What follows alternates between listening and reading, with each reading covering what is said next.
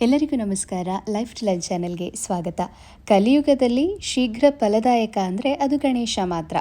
ಆದ್ದರಿಂದನೇ ಪ್ರತಿ ಮಾಸವೂ ಒಂದೊಂದು ಹೆಸರಿನಿಂದ ಸಂಕಷ್ಟಹರ ಗಣಪತಿ ವ್ರತವನ್ನು ಬಹಳ ಶ್ರದ್ಧಾಭಕ್ತಿಯಿಂದ ಆಚರಿಸ್ತೇವೆ. ನಮ್ಮ ಇಡೀ ಜೀವಮಾನದಲ್ಲಿ ಕನಿಷ್ಠ ಒಂದು ಬಾರಿಯಾದರೂ ಈ ಸಂಕಷ್ಟಹರ ಚತುರ್ಥಿಯನ್ನು ಆಚರಿಸಬೇಕಂತ ಶಾಸ್ತ್ರಗಳಲ್ಲೇ ಹೇಳಲಾಗಿದೆ.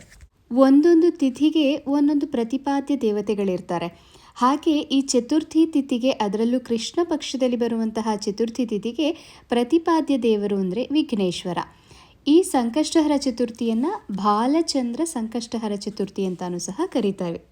ಇವತ್ತಿನ ಈ ಒಂದು ವಿಡಿಯೋದಲ್ಲಿ ಬಾಲಚಂದ್ರ ಸಂಕಷ್ಟಹರ ಚತುರ್ಥಿಯ ಪೂಜಾ ವಿಧಾನ ಆಗಿರ್ಬೋದು, ಪೂಜಾ ಸಮಯ, ನೈವೇದ್ಯ ವಿಧಾನ, ಎಲ್ಲದಕ್ಕಿಂತ ಮುಖ್ಯವಾಗಿ ಗಣೇಶನೇ ಪಾರ್ವತಿಗೆ ಹೇಳಿರುವಂತಹ ವ್ರತಕಥೆಯನ್ನು ಸಹ ಕೇಳೋಣ. ಇದೇ ಸೋಮವಾರ ಮಾರ್ಚ್ 17ನೇ ತಾರೀಕಿನಂದು ಸಂಕಷ್ಟಹರ ಚತುರ್ಥಿಯನ್ನು ಆಚರಿಸ್ತಾ ಇದ್ದೀವಿ.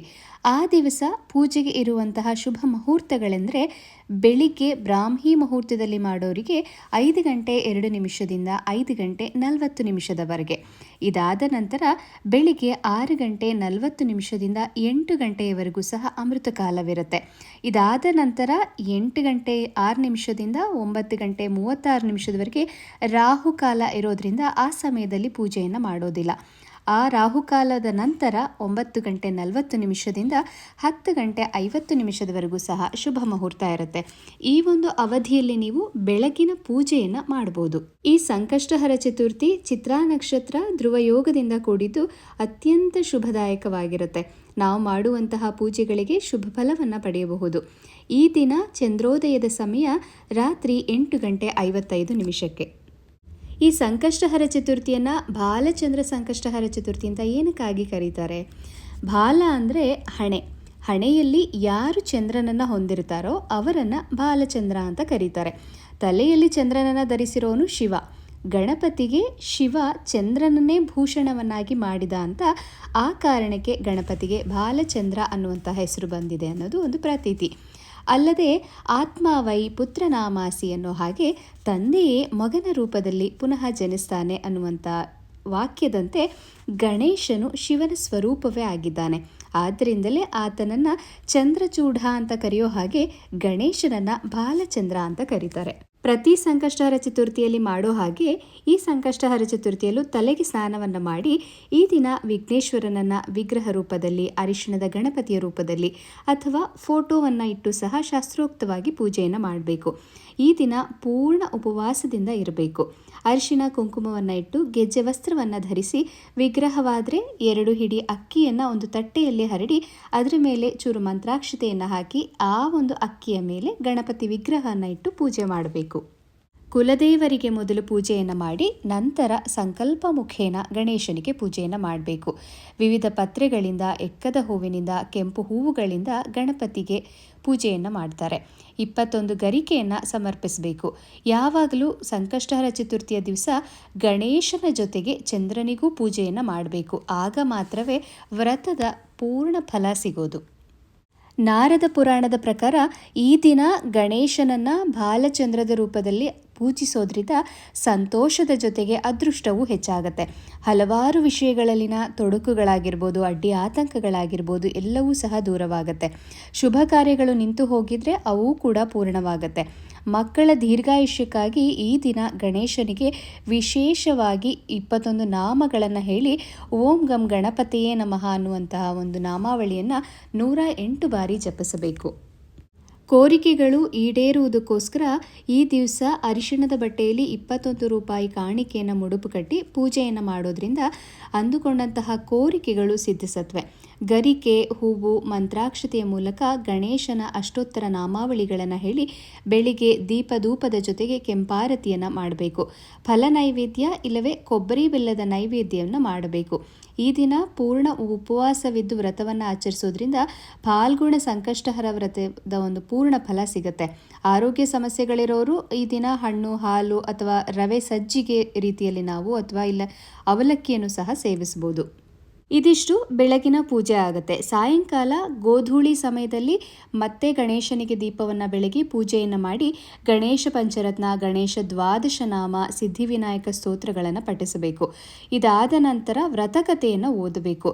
ನೈವೇದ್ಯದ ಬಗ್ಗೆ ತಿಳಿಯೋದಕ್ಕಿಂತ ಮುಂಚೆ ಈ ಫಾಲ್ಗುಣ ಮಾಸದಲ್ಲಿ ಬರುವಂತಹ ಸಂಕಷ್ಟಹರ ಚತುರ್ಥಿಯ ವ್ರತಕಥೆಯನ್ನು ತಿಳಿಯೋಣ.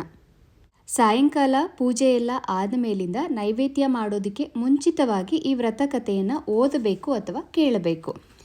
ಶಿವಪುತ್ರನಾದಂತಹ ಗಣೇಶನು ತನ್ನ ಮಾತೆಯಾದ ಪಾರ್ವತಿಗೆ ಈ ರೀತಿಯಾಗಿ ಹೇಳುತ್ತಾ ಇದ್ದಾನೆ: ಮಾತೆ, ಈ ಫಾಲ್ಗುಣ ಮಾಸದ ನನ್ನ ವ್ರತ ಮಹಿಮೆಯನ್ನು ಹೇಳುತ್ತೇನೆ ಕೇಳು. ಈ ಮಾಸದಲ್ಲಿ ಬಾಲಚಂದ್ರನೆಂಬ ನಾಮದಿಂದ ನನ್ನನ್ನು ಆಗಮ ಪೀಠದಲ್ಲಿ ಆಹ್ವಾನಿಸಿ ಪಂಚಕಜ್ಜಾಯ, ಪಂಚಾಮೃತ, ಎಳ್ಳಿನ ಉಂಡೆಗಳಿಂದ ಶಕ್ತಿಯಾನುಸಾರ ನೈವೇದ್ಯ ಮಾಡಿ ಯಾರು ಶ್ರದ್ಧಾಭಕ್ತಿಯಿಂದ ನನ್ನನ್ನು ಪೂಜಿಸುತ್ತಾರೋ ಅಂತಹವರ ಕೋರಿಕೆಗಳನ್ನು ನೆರವೇರಿಸುವೆ. ಹಿಂದೆ ಕೃತಯುಗದಲ್ಲಿ ಜಯೇಂದ್ರನೆಂಬ ರಾಜನ ರಾಜ್ಯದಲ್ಲಿ ವಿಷ್ಣು ಶರ್ಮಾ ಎಂಬ ಬ್ರಾಹ್ಮಣನಿದ್ದ. ಆತನಿಗೆ 7 ಜನ ಗಂಡು ಮಕ್ಕಳಿದ್ದರು. ಆದ್ದರಿಂದ ಆತ ದಿನವೂ ಒಬ್ಬೊಬ್ಬರ ಮನೆಯಲ್ಲಿ ಇರುತ್ತಾ ಇದ್ದ. ವಯಸ್ಸಾದ ಕಾರಣ ಆತನಿಂದ ಯಾವ ಕೆಲಸವನ್ನು ಸಹ ಮಾಡಲು ಆಗುತ್ತಾ ಇರಲಿಲ್ಲ. ಹೀಗೆ ಒಮ್ಮೆ ದಾರಿಯಲ್ಲಿ ನಡೆದು ಹೋಗುವಾಗ ಆತನ ಹಿತೈಷಿಯೊಬ್ಬರ ಮನೆಯಲ್ಲಿ ಸಂಕಷ್ಟಹರ ಚತುರ್ಥಿ ವ್ರತವನ್ನು ಆಚರಿಸುತ್ತಾ ಇರುವುದನ್ನು ನೋಡ್ತಾನೆ. ಅದನ್ನು ನೋಡಿ ಆ ವಯಸ್ಸಾದ ಬ್ರಾಹ್ಮಣನಿಗೆ ತಾನು ಸಾಯುವುದರ ಒಳಗೆ ಒಮ್ಮೆಯಾದರೂ ಈ ವ್ರತವನ್ನು ಮಾಡಬೇಕು ಎನ್ನುವಂತಹ ಮನಸ್ಸಾಗುತ್ತದೆ. ಆಗ ತನ್ನ ಜ್ಯೇಷ್ಠ ಪುತ್ರನ ಮನೆಗೆ ಹೋಗಿ ಆತನ ಹೆಂಡತಿಯ ಬಳಿ, ಅಂದರೆ ಸೊಸೆಯ ಬಳಿ, ತನ್ನ ಮನದ ಆಸೆಯನ್ನು ವ್ಯಕ್ತಪಡಿಸುತ್ತಾನೆ. ಆಗ ಸೊಸೆ ಅದು ಯಾವ ವ್ರತವೋ ಏನೋ, ನನ್ನಲ್ಲಿ ಅದೆಲ್ಲ ಮಾಡಲು ಸಮಯವಿಲ್ಲ ಎಂದು ನಿಷ್ಠೂರವಾಗಿ ಹೇಳಿಬಿಡುತ್ತಾಳೆ. ನಂತರ ಒಬ್ಬೊಬ್ಬರನ್ನು ಕೇಳಿಕೊಂಡಾಗ ಉಳಿದ ಮಕ್ಕಳು ಸಹ ಹಾಗೆ ನಿರಾಕರಿಸಿ ಬಿಡುತ್ತಾರೆ. ಸಾಲದ್ದಕ್ಕೆ ಆ ವ್ರತದ ಬಗ್ಗೆ ಅಪಹಾಸ್ಯವನ್ನು ಮಾಡಿ ನಗುತ್ತಾರೆ. ಕೊನೆಗೆ ಕಿರಿಯ ಸೊಸೆಯ ಬಳಿ ಬಂದು, ಮಗಳೇ, ನನಗೆ ವಯಸ್ಸಾಗಿದೆ, ಇಂದೋ ನಾಳೆಯೋ ಎಂದು ದಿನವನ್ನು ಎಣಿಸುತ್ತಾ ಇದ್ದೇನೆ. ಆದರೆ ಏಕೋ ನಾ ತಿಳಿಯೇ ಈ ಸಂಕಷ್ಟಹರ ಚತುರ್ಥಿ ವ್ರತವನ್ನು ಮಾಡಲೇಬೇಕು ಎಂಬ ಆಸೆಯಾಗಿದೆ ಎಂದಾಗ ಬೇರೆಯವರಂತೆ ಈಕೆ ನಿರಾಕರಿಸದೆ ತನ್ನ ಮಾವನ ಮನದಾಸೆಯಂತೆ ಒಪ್ಪಿಕೊಂಡು ತುಂಬು ಮನಸ್ಸಿನಿಂದ ಮಾವನವರ ಪೂಜೆಯಲ್ಲಿ ನೆರವಾಗುತ್ತಾಳೆ.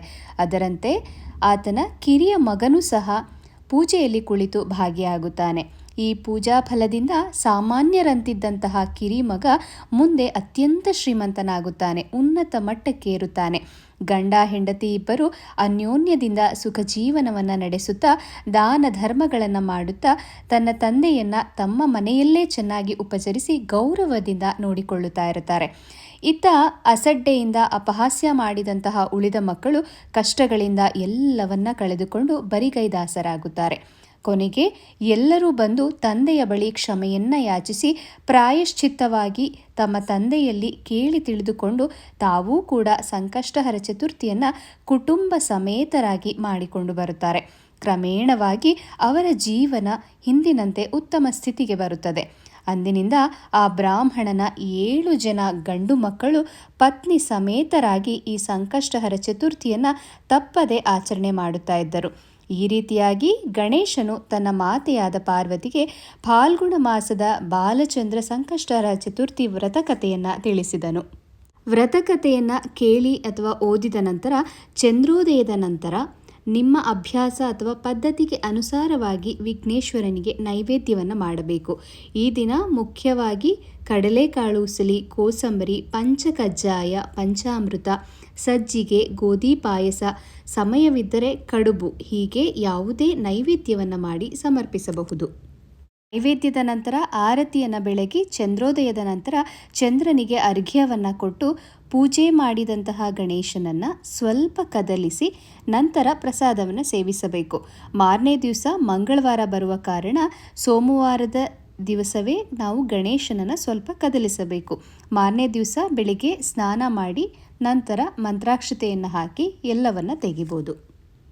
ಸಾಕಷ್ಟು ಜನರಿಗೆ ಸಮಯಾವಕಾಶ ಇರೋದಿಲ್ಲ, ಹಾಗಾಗಿ ಉಪವಾಸವಿರ್ತೀವಿ, ಆದರೆ ನಮಗೆ ಯಾವುದೇ ರೀತಿ ಮನೆಯಲ್ಲಿ ಪೂಜೆ ಮಾಡೋದಕ್ಕೆ ಆಗಲ್ಲ ಅಂತ ಹೇಳ್ತಾರೆ. ಅಂತಹವರು ದೇವಸ್ಥಾನಗಳಿಗೆ ಹೋಗಿ ಪೂಜೆಯನ್ನು ಮಾಡಿಸ್ಕೊಂಡು ಅಲ್ಲಿ ಕೊಡುವಂತಹ ಪ್ರಸಾದವನ್ನು ಮನೆಯಲ್ಲಿ ತಂದು ತಿನ್ಬೋದು.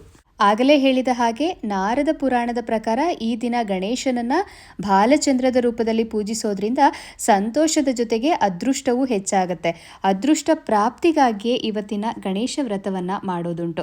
ಹಾಗಾಗಿ ಶ್ರದ್ಧಾಭಕ್ತಿಯಿಂದ ಯಥಾನುಕೂಲ ಯಥಾಶಕ್ತಿಯಿಂದ ತಪ್ಪದೇನೆ ಈ ಸಂಕಷ್ಟಹರ ಚತುರ್ಥಿಯನ್ನು ಆಚರಿಸಿ. ಇವತ್ತಿನ ಈ ಒಂದು ವಿಡಿಯೋ ನಿಮ್ಮೆಲ್ಲರಿಗೂ ಉಪಯುಕ್ತವಾಗಿದೆ ಅಂತ ಭಾವಿಸ್ತೇನೆ. ಮತ್ತೆ ಮುಂದಿನ ವಿಡಿಯೋದಲ್ಲಿ ಭೇಟಿಯಾಗೋಣ. ಅಲ್ಲಿವರೆಗೂ ಸಮಸ್ತ ಲೋಕ ಸುಖಿನೋ ಭವಂತು.